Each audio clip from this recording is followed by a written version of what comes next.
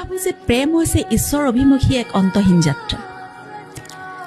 প্ৰাপ্তিৰ নাম প্ৰেম নহয় য'ত প্ৰাপ্তিৰ কথা থাকে সেইটো প্ৰেম হ'বই নোৱাৰে সেইটো বেপাৰ য'ত সমৰ্পণ হয় সেয়াহে প্ৰেম যেনেকৈ তুমি ঈশ্বৰৰ ওচৰত তুমি সমৰ্পণ কৰা ঈশ্বৰৰ পৰা তুমি প্ৰাপ্তিৰ আশা নকৰা ঈশ্বৰৰ ওচৰত তুমি সমৰ্পণ কৰা যে তুমি জানা মোক তুমি কি কৰিবা মোৰ এনেকুৱা এটা অসুবিধা হৈছে তুমি মোক ক'লৈ নি আছা তুমি মোক কি বুজাব বিচাৰিছা গতিকে সমৰ্পণৰ নাম প্ৰেম প্ৰাপ্তিৰ নাম প্ৰেম কেতিয়াও হ'ব নোৱাৰে প্ৰথম কথা 2 নম্বৰ কথা হ'ল ঈশ্বৰ অভিমুখী যেতিয়া যাত্ৰা হ'ব সেই যাত্ৰাত মই নাভাবোঁ যে সেই যাত্ৰাৰ কাৰণে তোমাক কোনোবাক সহযোগী লাগিব মই নাভাবোঁ সেই যাত্ৰাত তোমাক